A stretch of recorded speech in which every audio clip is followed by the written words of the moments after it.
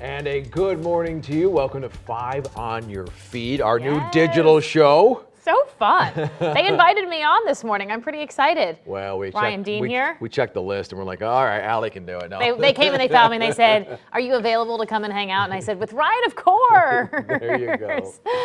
Thanks for hanging out with us. I'm in for Sydney, who has the day off. We're so excited to sit down with you. Of course, you're likely scrolling on your phone right now, and we are going to bring you all of today's headlines. Yeah, let's start with this. Some big news from the CDC when it comes to booster shots. All 3 vaccines have now been officially approved for a booster. Not only that, Allie, they say you can mix and match, so it doesn't mean you have to get the same one that you had for your original dose. Which was a huge concern for so many people, especially the Johnson & Johnson folks who felt like they were waiting for a long time. Exactly. Okay, but so the vote was actually unanimous. This means now you can pick between any of the 3 COVID-19 vaccines for a booster. Again, it doesn't matter which brand you got for your original dose or doses. Let's talk about who's eligible, starting with Moderna. To make it easy, it's the same recommendations as Pfizer. It's for anyone 65 and up, or anyone who's 18 and older who's considered high risk. That could mean they have underlying health issues, their job puts them at high risk, or their living conditions. But don't hurry out and get your boosters too early. The CDC says you have to wait at least 6 months since your last shot. But things are different for Johnson & Johnson. You only have to wait 2 months since your first dose, and anyone 18 and up is eligible. About 2/3 of Americans eligible for COVID-19 shots are fully vaccinated, by the way. But while many people are looking forward to getting the booster, the government says getting first shots to the unvaccinated is still its top priority. Right, because you're saying only 2/3 of Americans. So fully vaccinated, yeah. And they say, of course, those folks who are 65 and up, they have a more compromised immune system. So yeah, the booster is a good thing for them. But still, most of the docs that you talk to will say, look, if you have been vaccinated, what you have is going to protect you. Right, and that was still one of the yesterday, the panel, that was some of the talk on that panel. But it's like, I think they came to a conclusion, though, that, it's not a bad thing if you got the booster. Right. And I think they also think it'll help clarify things and not be so confusing, like, wait, can I get it, can I not get it, who should get it, that kind of thing. Yeah, so 6 months, I'm calculating when I got my second shot and when we're going to be up for that. But it's coming up. Well, should we just count it down together? I mean, no? Okay. All right, by the way, Pfizer says its booster is 95% effective when compared to those who didn't receive a booster. And we have big news, speaking of Pfizer, for parents of little ones. Pfizer says kid-sized doses of its COVID vaccine are nearly 91% effective at preventing infections in elementary students. The shots could begin early next month. Again, this is breaking this morning. Wow. With the first children in line fully protected by Christmas if federal officials give the go-ahead. The FDA is expected to post its initial review of Pfizer's safety and effectiveness later today. Next week, advisors to the FDA will publicly debate the evidence. The CDC will then make the final recommendations on who should receive them. This is definitely news that parents have been thinking about. I have a 7-year-old. I know that you have young children as well, and it's been topic for sure when you're on the playground, you're talking about, And you think about the kids who are in class right now and wearing masks. Now this is, of course, is for kids 5 to 11. The kiddos younger than 5, you still don't have a chance at a shot yet. But for those kids like your son, I mean, you think about them having the opportunity to maybe take that mask off. Yeah, that's what they're saying. Huge. But I mean, just like we saw with adults, I'm sure it's going to be a hot topic with if the kids get vaccinated. Come on. It's not political. Come on.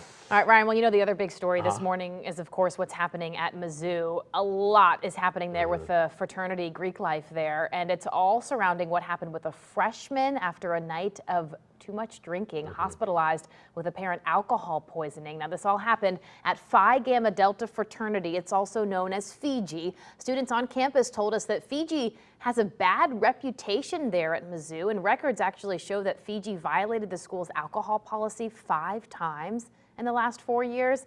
In all but one case, it did lead to required alcohol education. And then last semester, they were actually the only fraternity that was cited for hazing. So what has Mizzou done? Well, Mizzou has temporarily suspended all fraternity events as it looks into the Greek life system.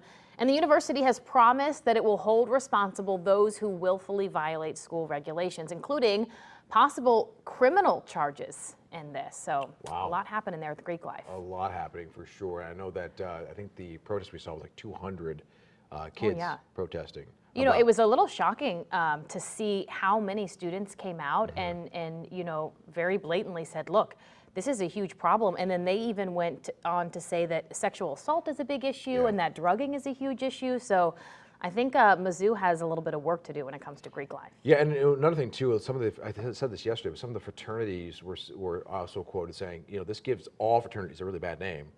And because they're suspending, because they're suspending all activities, they spent thousands of dollars on formals. They have, you know, some of them have some outreach programs. Well, they do a lot of philanthropy, and so it cancels that as well. So, you know, I mean, you make a good point. You don't want one bad seed to make everybody look bad. But I think Greek life in general across the country could maybe have a little work done. I think a lot of folks feel that for sure. All right, bad news for St. Louis this morning. The NFL scored a small win in the relocation lawsuit with St. Louis. A judge sided with the league and the Los Angeles Rams by removing attorney Bob Blitz from representing St. Louis. And the St. Louis Circuit Court Judge Christopher McGraw agreed with the NFL that Blitz should be disqualified because he will likely be a witness in the trial. Now, Blitz was one of the 2 members of a task force that sought to build the Rams a new Mississippi Riverfront stadium to keep the team in St. Louis. As part of that effort, the Blitz firm received some $900,000 plus more legal fees involving cases tied to the Rams' old practice facility and a St. Louis ordinance concerning public votes for stadium financing. The case is set to head to trial in January. I mean, you said small win. Yeah, a small win. Well, because there's been a lot of losses for the NFL along the way in this lawsuit, because I think a lot of folks thought it would never go to trial, and here we are. We're really close to it. And I listen to a lot of legal podcasts. I'm really into this right now, like lot of legal. Ryan is very much into this. So they were speculating, because they're like, these are outside legal experts, like outside of the city. There's like, Bob Blitz is one of the best attorneys in St. Louis. And the NFL may not even call him as a witness. They just want to put him on the witness list to get him off the case. Speculation, but they're saying, I would say it is a small loss for us because they say he's such a really good trial lawyer. Right. So, and you know, the other big thing is how well do we think we fare in this case, right? And you know, there's been talk that maybe they could settle and maybe we could have a team here. It's a lot of maybes. A lot of maybes. Yeah, a lot of maybes. And so we're asking you, do you think that St. Louis will win this case, whether it becomes a settlement or if they win in January? What's really interesting about the January, if it plays out right in the time of the Super Bowl in February, it'll probably still be going on, and the Super Bowl is being played in the new Los Angeles Rams stadium. It could just be a lot of drama. Yeah. Anyway, leave your comments below. I can feel the drama coming. Yeah, it's coming. Drama. leave your comments, subscribe to our YouTube page. We'd love to hear from you on that. We will. All right, let's look at the other stories that are trending this morning. And we want to start with, this is just awful, the heartbreaking news surrounding Alec Baldwin. You've likely already heard about this. The actor shot a prop gun that killed someone on a movie set. The woman, Helena Hutchins, was the director of photography for the movie Rust. And the movie's director, Joel Souza, was also shot. He's being treated. Now, production of the film is obviously on pause right now, but as soon as I saw this, it was just absolutely heartbreaking. Now, this was an accident. No charges have been filed, and there have been some pictures released of Alec Baldwin, and you can tell that it's the moment that he sort of realizes what's happened, and his hands are on his knees, and he's sort of just crippled over, and you just can't imagine just how terrible he must feel. I can't believe, when I heard this morning in my ear, I was out working in the field this morning, and I heard, from you guys on the set saying this, I couldn't believe what I was hearing. I'm like, what happened? It sounds like a movie, right? It doesn't sound real, but no. And this has happened in the past, Ryan. We've heard about these cases, and they've actually made changes to Hollywood movie sets to prevent these things from happening. But yeah, a prop gun, and my understanding that these were blank, but still at close range can cause danger. And obviously in this case, it killed one person and injured another. So you have to wonder how now, after there's already been a couple cases that I was reading about where people were killed on set, how does this still happen? And then you think about someone who's as experienced as Alec Baldwin as an actor, for that to happen to him.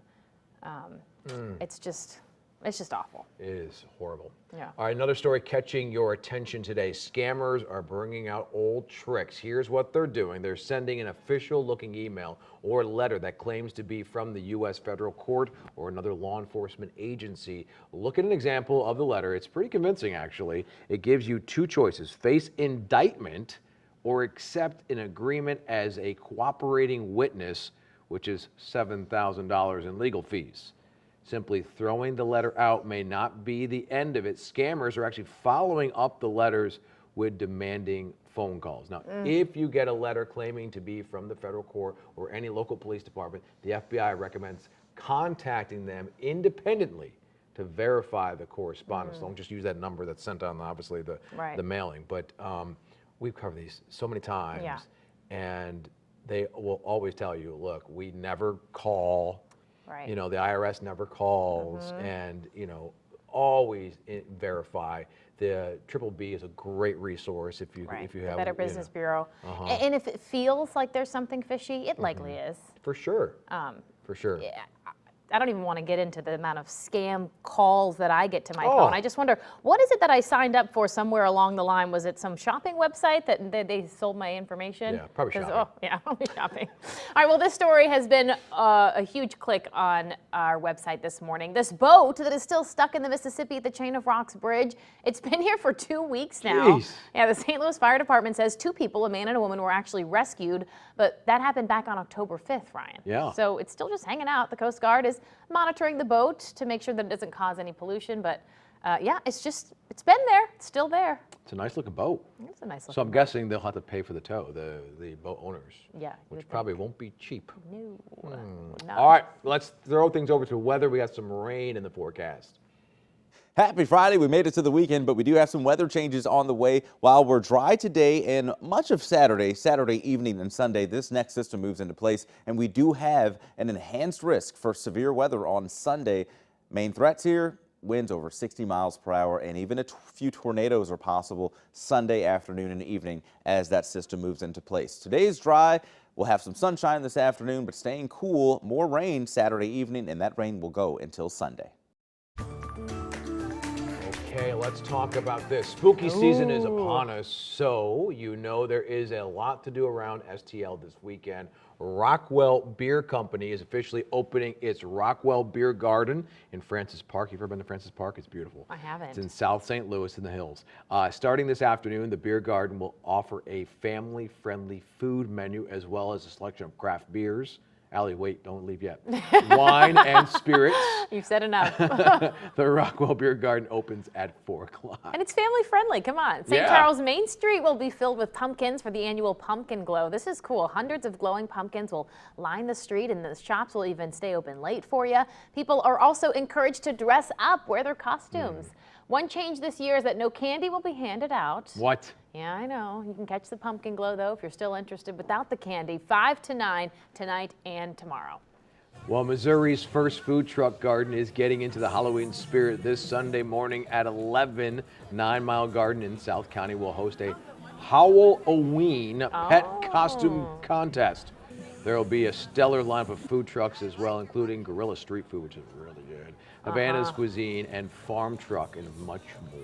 Now, we do have a list of all the Halloween events happening around the St. Louis area. You can get it sent right to your phone by just texting Halloween to that number there, 314-425-5355. And if it's a nice weekend, which Anthony says it's going to be, at least on Saturday, you know that everywhere you go is going to be packed with people. Yep. That was last weekend for us. What's Kingston going to be? So he's going to be a sanitation worker. He loves trash trucks. That's wonderful. What about your boys? Deacon wants to be a dinosaur, and so Love Jack's like, I'll be a dinosaur too. We had a story yesterday actually that said that dinosaur is the #1 costume in St. Louis. See, you guys just knew. So there'd be the kids knew. a lot of dinos out there. All right, trending this morning, the National Bobblehead Hall of Fame and Museum. Yeah, there's one of those. Has unveiled an officially licensed limited bobblehead of Louie, the St. Louis Blues mascot. The Louie bobblehead is sitting on an iconic Gateway arch and is being released ahead of the Blues home opener, which is tomorrow night. The Blues are 3-0. Yeah.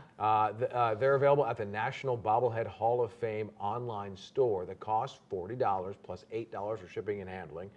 The Louie bobblehead is part of the National Bobblehead Hall of Fame and Museum's Fall 2021 lineup. That's a cool looking bobblehead. That is I a gotta cool say. looking bobblehead. Yeah. Very smart by getting into the mascot business with the bobbleheads. Yeah.